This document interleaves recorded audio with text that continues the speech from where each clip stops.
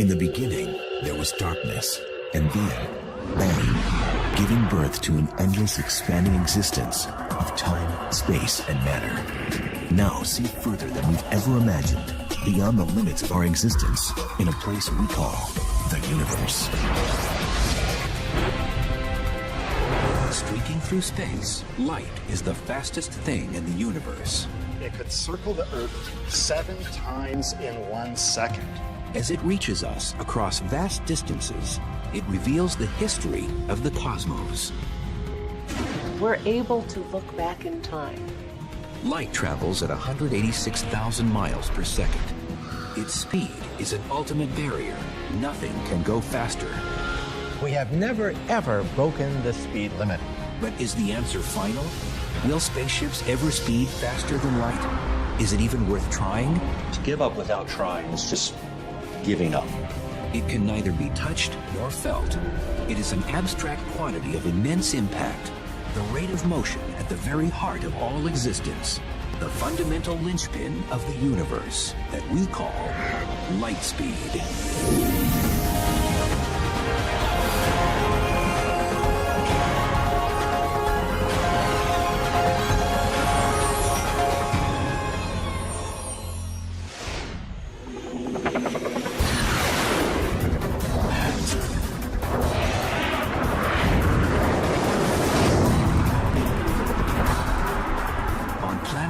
Where speed is in demand, the fastest people, vehicles, and technologies seem to crawl in a cosmos where light speed is king. More than king, the speed of light is the cornerstone on which the universe is built. There's a famous saying in physics, which is that the speed of light is not just a good idea, it's the law. The speed of light is one of the most important speed limits in the entire universe. The speed of light, 186,000 miles per second, it is just incredible. I mean, if light traveled in a circle around the Earth, it could circle the Earth 7 times in 1 second.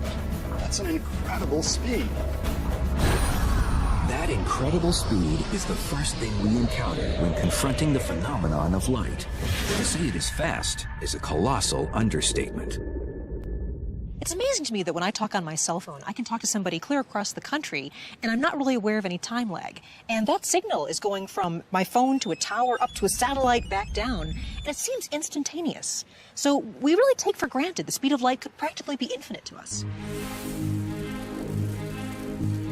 Physics professor Clifford Johnson of USC is an avid bike rider. Circling a track, he considers trying to cover the same 186,000 miles that light does in 1 second. He'll find, however, that his work will be cut out for it. To travel the distance that light moves in just 1 second, it would take me 22 months on a bike moving at 12 miles an hour, cycling 24 hours a day. But the speed of light, in relation to the speed of life, makes our world work in just the way we've come to expect. One of the beneficial effects for humanity of having the speed of light be as fast as it is that what you see is what you get.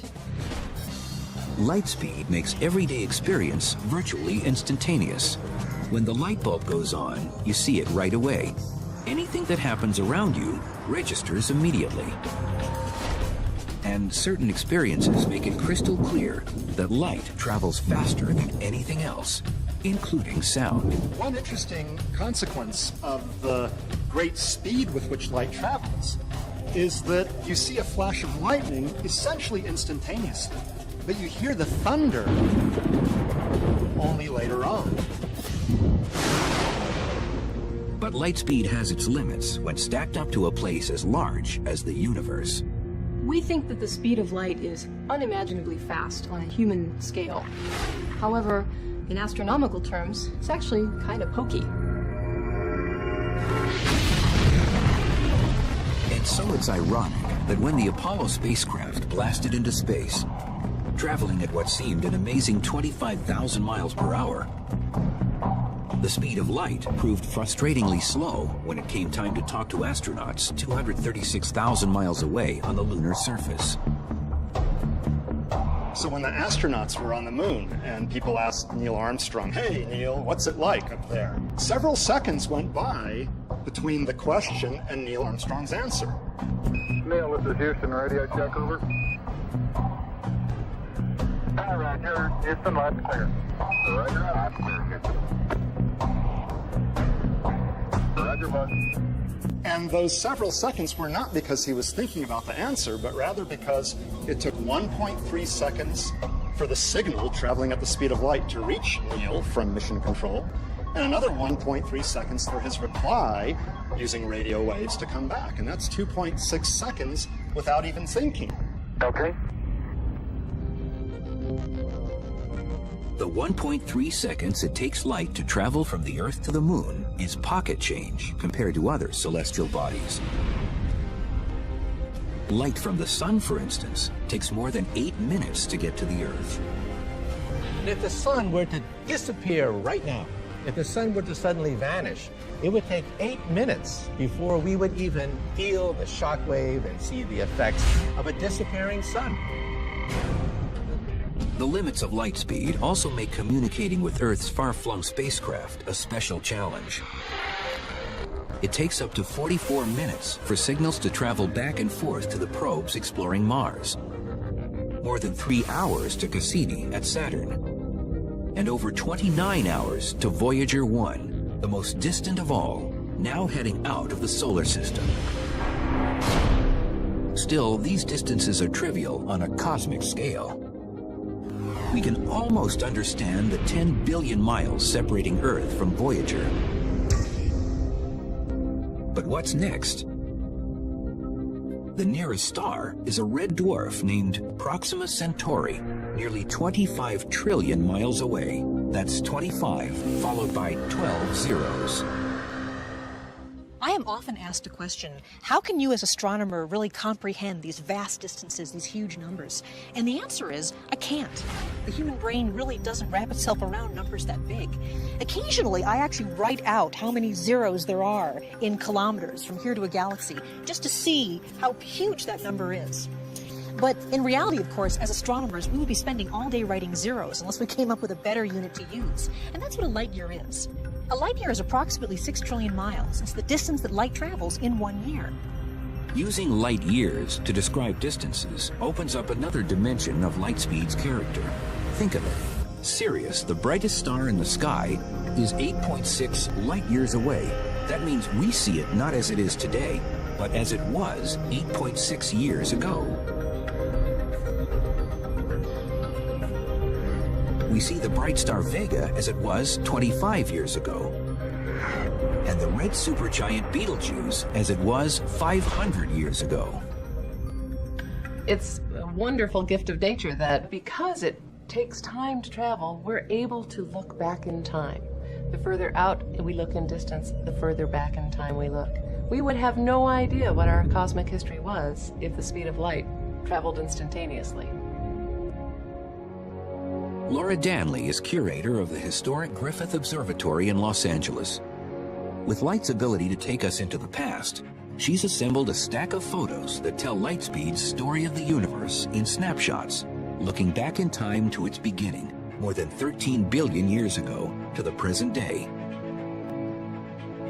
I'm putting together a scrapbook of the history of our family of galaxies, and that shows all the galaxies that we can see with our telescopes as far back as we can see with our telescopes. Each photo in this album, then, shows something in the universe with a look-back time equivalent to its distance in light years.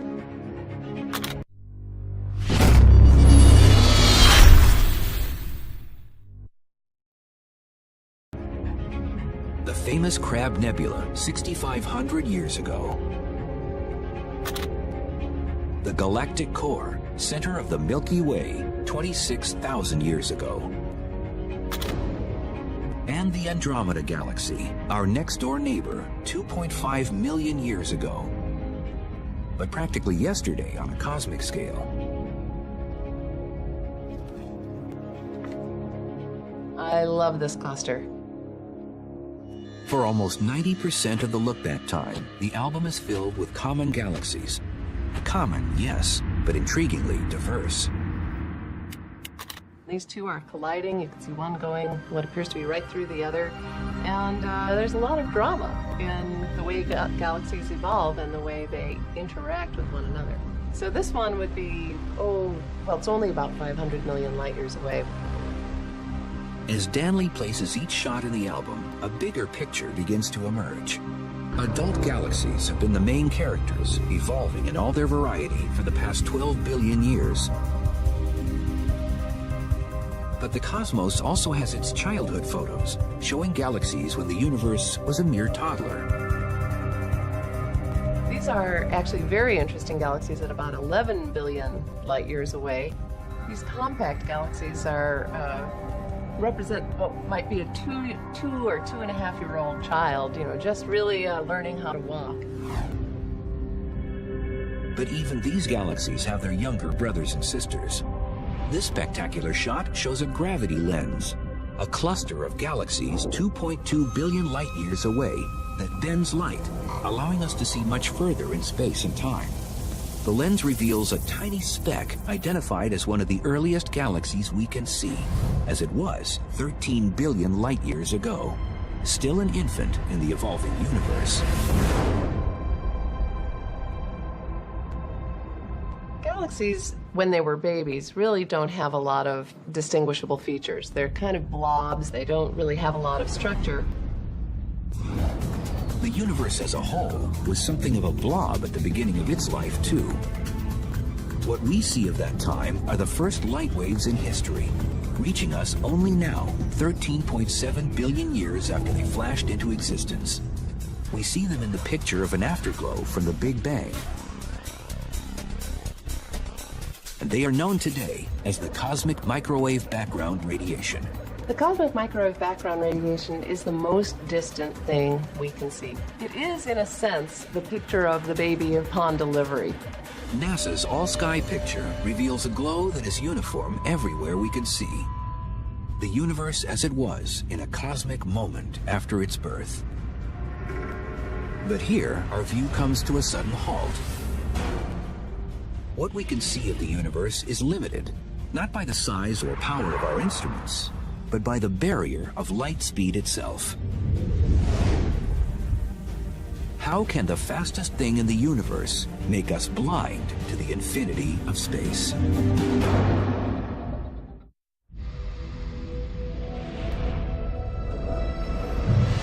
Knowing that light speed is 6 trillion miles per year gives us the light year, a convenient shorthand for talking about the huge distances in the universe. But it's just as important to understand that light speed at 6 trillion miles per year is an ironclad constant. The speed of light is so constant that the universe actually changes everything so that you never see it going any other speed. So the speed of light really is the measuring stick of the entire universe. In fact, the constancy of light speed results in an amazing tool for measuring distance in the vastness of space. The tool is called redshift. It happens as light between galaxies travels at a fixed speed. When the space between the galaxies expands, the light racing between them gets stretched, turning red in color. As light goes from one galaxy to another, from a distant galaxy to our own, for example, that light gets stretched along with the stretching of space. And that causes intrinsically short wavelength light, like blue light, to gradually become long wavelength or redder light. That fundamentally is the cause of the redshift that we see in the spectra of galaxies. How does the redshift turn into a way to measure distance? It's all because of an astonishing discovery made in 1926 at the Mount Wilson Observatory outside Los Angeles. Being up here on Mount Wilson is always a thrill for me because it was actually right here at this location that our view of the universe entirely changed. It was here that Edwin Hubble found out the universe is expanding. And that was an amazing thing. He wasn't expecting it. Nobody thought that was the case. And it changed everything. Seeing redshifts everywhere, Hubble found that all of the universe's galaxies were moving away from each other, which we now know is caused by the expansion of space itself. As seen from the Earth, a galaxy doesn't look like it's moving away. But we know that it is because its light is redshifted. A galaxy moving away at low speed has a slight redshift. A galaxy moving faster has a larger redshift. But Hubble found that those faster-moving galaxies are also farther away. That meant the greater the redshift, the more distant the galaxy. By seeing how fast space is expanding and working the math backwards, cosmologists have been able to estimate the age of the universe. Combine that with light speed, and you have a major brain twister. The universe is such a huge place that the light travel time really becomes important to us. We believe the universe began about 13.5 billion years ago. That means the farthest in any direction we can look is 13.5 billion light years. There hasn't been enough time for light to travel more than that. It's called our light horizon, a sphere 13.5 billion light years in all directions, containing everything we can see. But that's where the brain twister comes in. Does space end there? We have no reason to believe that the distance we can see is the entire size of the universe. In fact, it might be much bigger than that. It's just that with light travel time, that's all we can see. That's our horizon. So consider this conundrum. Astronomers in a galaxy at one edge of our horizon can't possibly see any galaxies on the other edge of our horizon. But they can see galaxies 13.5 billion light years in the other direction. And so can astronomers at the edge of their horizon. And on, perhaps to infinity. As for astronomers on Earth, light speed has them trapped. If we ask what is happening beyond our light horizon, we have to face the fact that the speed of light really is a barrier. We've never seen anything beyond our light horizon. Can we take comfort in the fact that there is so much to see inside our horizon? This breathtaking shot is the Hubble Space Telescope's ultra-deep field. It's a massively detailed photo of an area of the sky 100 times smaller than the full moon, yet containing 10,000 galaxies, some whose light has been speeding toward us for 13 billion years. Beyond that is the cosmic background radiation from just 400,000 years after the Big Bang. In NASA's color-coded picture, the radiation's glow is pure green, representing a distribution of matter so uniform, its temperature varies no more than 1/50,000th of a degree. Nothing in human experience is even close to this kind of uniformity. In fact, astronomers believe the universe should really be very different. By rights, the universe should be lumpy. If you look in this direction and you look in that direction, you should see two entirely different concentrations of matter, different temperatures, but it's extremely uniform. Therefore, we have a puzzle. The puzzle has its roots at the universe's birth in the Big Bang. If everything flew apart from the beginning, why shouldn't it be uniform? No kind of explosion that we know about leads to that kind of uniformity. If you imagine an ordinary explosion, an atomic bomb, a piece of TNT, but it's not really uniform at all. There's a piece of shrapnel going off there, a piece of paper going off there, an extra piece of iron going off there. It's really very non-uniform. So scientists believe the cosmic background radiation just shouldn't be as smooth a green as it is. We can find out why in an ordinary paint store. Let's consider a universe that consists of different color cans of paint. In our hypothetical paint universe, we have a can of yellow paint and a can of blue paint. And at the instant of the Big Bang in this universe, two cans of paint start expanding apart from each other. In our hypothetical paint universe, one side of it would look yellow, and the other side would look blue. But as we've learned, the cosmos looks green, whether it's the paint universe or the real thing. The two colors of paint represent the different particles in the infant universe. To end up a uniform green, like the cosmic background radiation, they had to be touching.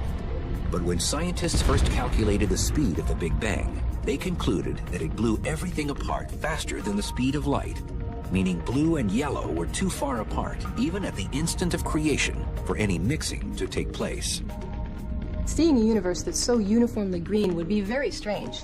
It would be like taking our can of yellow paint, pouring it out, and having it be green. then taking the can of blue paint, pouring it out, and having it be green as well. It's impossible. This horizon problem can be solved by a theory that I've worked on called inflation, which is a twist on the Big Bang. Inflation is now the widely accepted variation that makes the Big Bang work without the limit imposed by the speed of light. Another way this could have happened is that our paint universe might have expanded only this far. The two cans of paint had enough time to mix and become uniformly green before the universe undergoes a sudden period of expansion that occurs faster than the speed of light. This would spread green paint all over the universe. If this theory is right, the period of inflation is really the Big Bang that we observe. The other bang that happened before that becomes really a little bang. It's just a precursor to the real Big Bang. Even today, the universe is expanding at high velocity. Galaxies speeding away from each other so fast that they seem to violate light speed as the ultimate speed limit. The faster-than-light expansion of space sets yet another limit on what we can see from Earth, where the galaxies of the universe continue to rush away from us. The galaxies that are relatively near to us, those that you can see easily, are moving away pretty fast. And indeed, the more distant ones are moving away faster. But the ones that are really far away, in fact, are moving away faster than the speed of light. And then there are the galaxies that you will never see because they started out so far away that the light from them will never reach you because the space is expanding faster than the speed of light. Space itself, then, is the exception to the rule. It can expand faster than the speed of light. But everything inside it remains bound by Albert Einstein and his theory of relativity. Albert Einstein is the cop on the block. You cannot break the light barrier. We physicists can accelerate particles to 99.9999% the speed of light, but we have never, ever broken the speed limit. But we don't need to break the limit to experience the strange province of light speed. If the universe bends and stretches around the speed of light, what happens when we hit the accelerator and start to get close?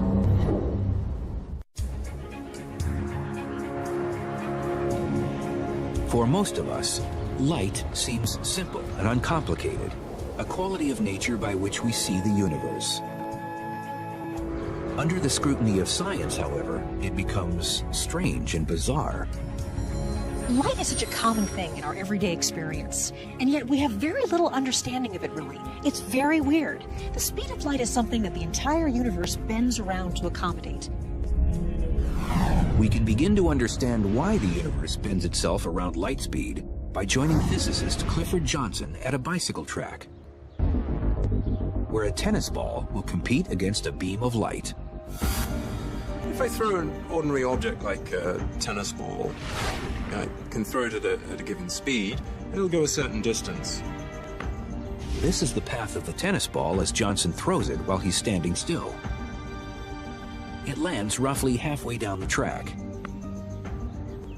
Next, he'll throw the ball again, but this time from a moving bike, with different results.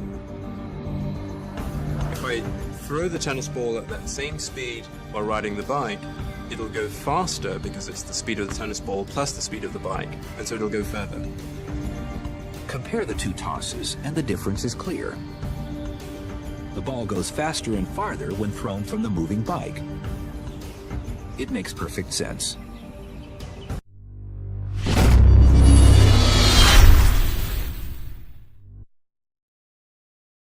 But now we put light to the same test, using the bike's headlight instead of a tennis ball. If I'm standing stationary and I switch on the headlight of the bike, that beam of light that comes out of the headlight comes out at the speed of light. No other speed but the speed of light. Suppose the beam was slow enough for us to actually see its motion down the track. We mark its position just a brief moment later. Next, Johnson switches on the headlight at riding speed, and the unexpected happens. In that same moment of time, the light travels exactly the same distance as before. Unlike for the tennis ball, you don't add the speed of the bike to the speed of the light. The speed of light remains the speed of light. The two light beams travel the same distance because light speed is constant and independent of the source's motion. It may fly against intuition, but it is a fact of nature. Every beam of light in the universe travels at the same speed in empty space, no matter how fast the star or comet or galaxy that emits it is moving. After scientists discovered this fact at the end of the 19th century, Albert Einstein did the math for the rest of us and developed his special theory of relativity, with constant light speed as its center. Understanding the speed of light gave us a window into understanding the nature of space and time as we understand it now. We do not live in a rigid world where meter sticks and a clock ticking at regular intervals. We live in a flexible, stretchy, Einstein's world, relativistic world of space and time. In common experience, the universe doesn't seem very stretchy to us because compared to light speed, we are moving very slowly. But when we crank up the velocity, things begin to change. As you get closer and closer to the speed of light, all sorts of strange and marvelous distortions take place. When we say that the universe kind of bends itself so that the speed of light is always constant, it's amazing how literally that's really true. As you move closer and closer to the speed of light, your time appears to slow down to an observer that's just sort of watching you go by. That's amazing. When Clifford Johnson bikes around the track, he needs to be going about 56 million times faster than his current 12 miles per hour to get close to light speed. But suppose he could. Imagine I were riding my bike close to the speed of light. Never mind whether that's possible or not. Just imagine that this was happening.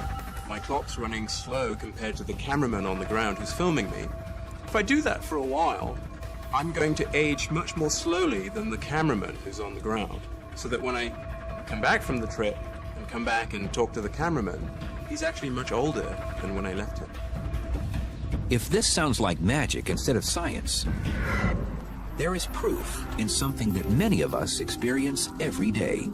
A great example of Einstein's special theory of relativity and the fact that clocks that are moving relative to you run more slowly than your own clock, which is at rest, is the GPS system. The global positioning system lets us drive our cars without getting lost. Turn right. GPS begins with a network of 24 satellites orbiting the Earth 12,500 miles above the surface. At any one time, the device in your car receives signals from at least 4 satellites and compares their light speed travel times to calculate an accurate location on the ground. Drive 500 feet, then turn right. The whole thing depends on super accurate clocks. And when the engineers designed the system, they knew the satellites would be orbiting at nearly 7,000 miles an hour. The speed is enough to slow down their clocks by a tiny fraction of a second. The engineers have factored all the relativistic time differences into the system, which gives it impressive precision. If the clocks in the satellites are running at a different rate than the clocks down here on Earth, and you don't take that into account, you will get the wrong answer for where your car is. Drive 0.1 miles to destination on left. The distortion of time is only one of the strange results of traveling close to the speed of light. On the bike track, Clifford Johnson continues to push the envelope as space begins doing odd things to him and his bicycle. Imagine I'm on my bike again, going close to the speed of light. An observer looking at me would actually see, for example, that the length of my bike in the direction of motion I'm moving is getting shrunk. Actually, the bike is getting shorter. The effect is called length contraction, and together with time dilation, it is seen by a stationary observer while looking at someone traveling close to light speed. But Professor Johnson does get his own chance to witness light speed's weird effects. As his velocity closes in on light speed, his view of the world changes drastically. What I'm seeing as I move close to the speed of light, straight ahead, is that the shapes in front of me are getting quite distorted as compared to everyday life. Everything is being twisted into a sort of tunnel shape, and the colors are getting distorted in various ways. The color changes come from the Doppler effect, and the shape distortions from a phenomenon known as aberration. The distortion is somewhat similar to what you would see if you were driving through a rainstorm. If you were stationary, you would just see the rain coming straight down if you looked out of the side of the window. Whereas if you were moving through the storm, you would see that the rain appears to be slanting towards you as a result of your motion. And that's at the basis of that warping effect that you get as you're moving near the speed of light towards objects in front of you. In reality, we don't have to travel near the speed of light to experience the distortions caused by motion through time and space. They are with us every minute of the day. All of the distortions that happen as a result of a finite speed of light still happen on an everyday basis, even in our everyday life, but the effects are so tiny that we can't perceive them. Still, light speed has its other quirks in the slow-moving world, quirks we perceive very well. The speed of light may be a constant, but only in the vacuum of space. When light moves through things like glass or fluids, it slows down appreciably. If it didn't, things like telescopes and human vision would be impossible. But what would happen if light slowed down much more? If the speed of light were zero?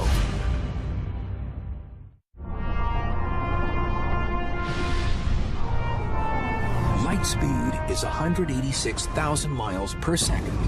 It is a universal constant, but a constant with a catch. It travels at that speed only in a vacuum. Light changes its speed when it travels through different media. It travels more slowly through water. That's why you see refraction and bending and rippling of light when you're underwater. Life as we know it would be very different if light didn't propagate at different speeds through different materials. For example, we wouldn't be able to see. Our eyes wouldn't work the same way. In a universe where light moved at the same speed through all materials, we would know little of the world around us, seeing only vague blobs of dark and light. That's because our eyes depend on biological lenses to focus images on our retinas. Just like lenses made of glass, they work because light slows down as it passes through them. Well, why is that? Because light is absorbed by the atoms of glass, and then they re-radiate it later. So there's a delay factor. Light hits an atom, the atom vibrates, and then sends a light package off. So there's a delay factor. The delay factor also causes light to bend when it hits glass shaped into a lens. Bent in just the right way, light can be focused, collected, and magnified. For astronomers studying the universe, nothing could be more important. Thank goodness light slows down when it goes through glass, because that's the reason why we have telescopes. The reason why we have telescopes is because light bends going through glass, and we can concentrate large amounts of light to a single point, and then that gives us the ability to see the marvels in the universe itself. Light travels through the glass lenses of telescopes at about 124,000 miles per second, 2/3 of its speed through a vacuum. But some scientists are looking at making use of light at far slower speeds. And then we have the ALOs over here. They're pretty much all functioning now.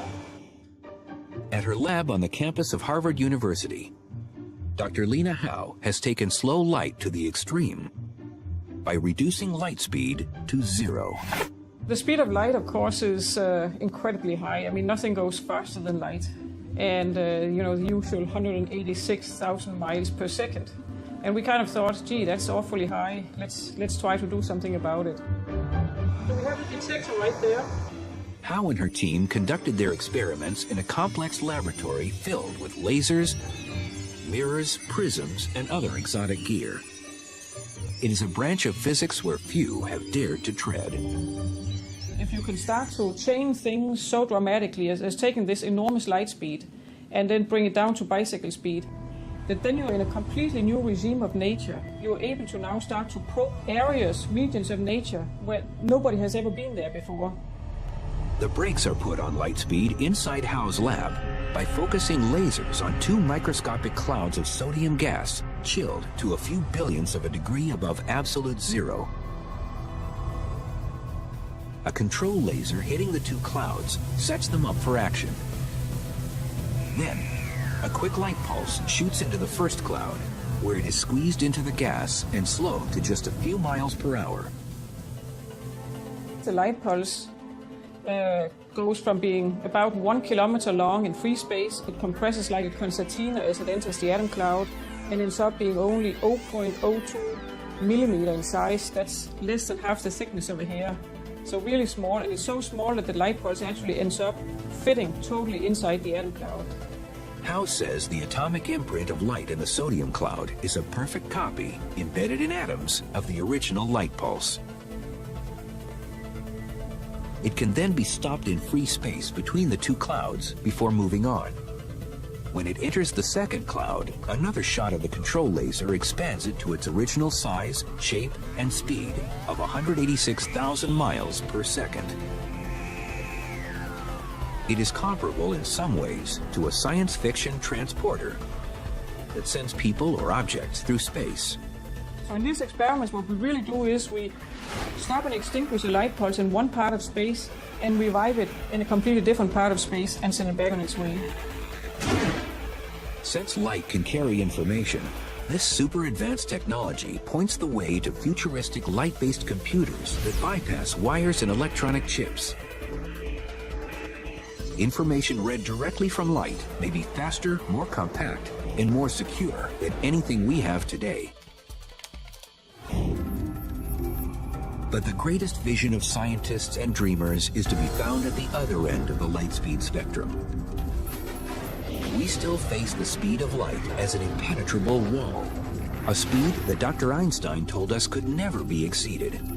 Yet history is packed with impossibles that have become realities. Will we ever, for instance, be able to reach the stars in ships that go faster than the speed of light? If so, when?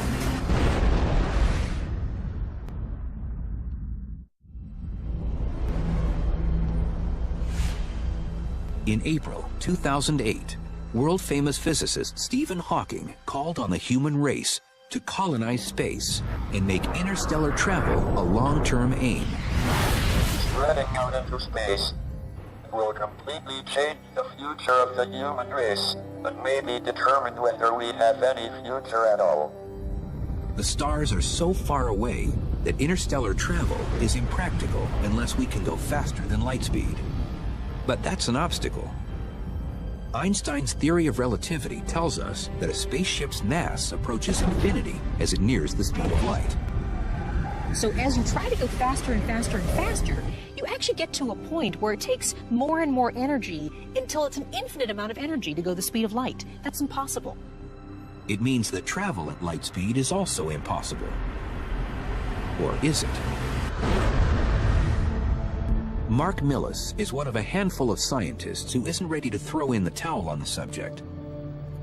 A NASA propulsion physicist by profession, he likes to build models of starships in his spare time, and is well aware of the giggle factor in any talk outside science fiction of star travel. The giggle factor is actually a healthy response. It helps provide skepticism to the topic, to ask deep questions to make sure that we're proceeding correctly. Once head of NASA's mothballed Breakthrough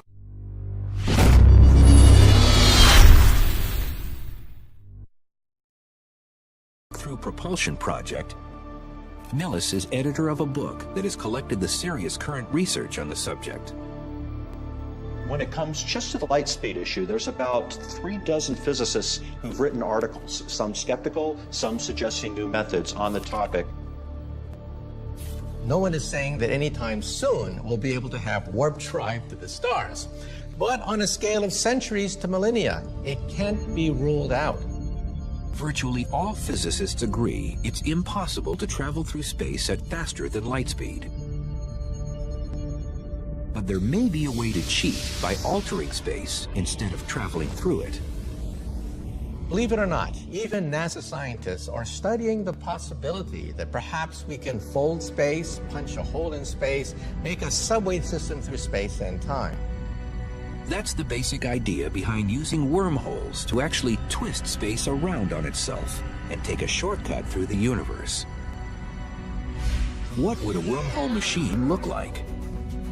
Probably huge in scale, with equipment staged perhaps on a massive number of asteroids arranged in a gigantic sphere.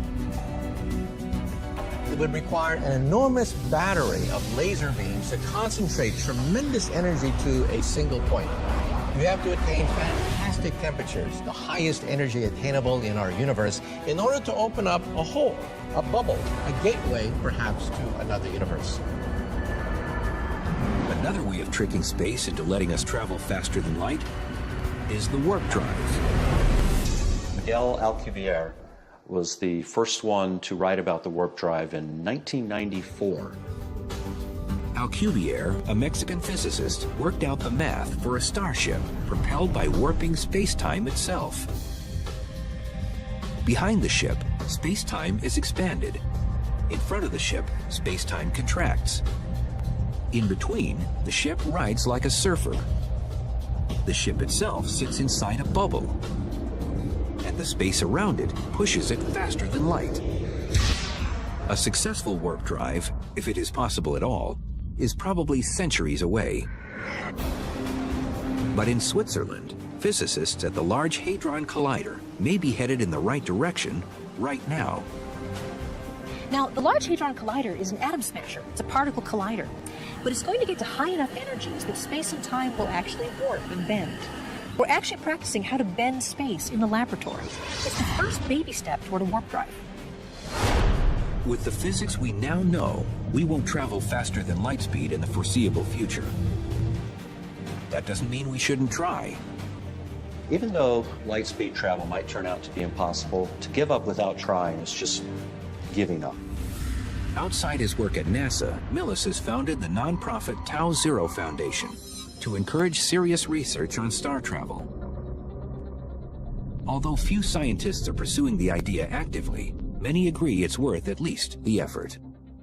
Understanding our universe is one of the most basic needs human beings have as an intelligent species. So, should we pursue technologies or physics that might allow us someday to travel faster than light? Absolutely. Because we never know where this might take us. Even though we might never discover a way to travel faster than light, we might discover a whole bunch of other very useful things. And what if science ultimately proves the light speed barrier is unbreakable and star travel is impossible? It would put a whole new perspective on spaceship Earth, forcing us to use our technology to treat it well as we remain its passengers on our continuing journey through the universe.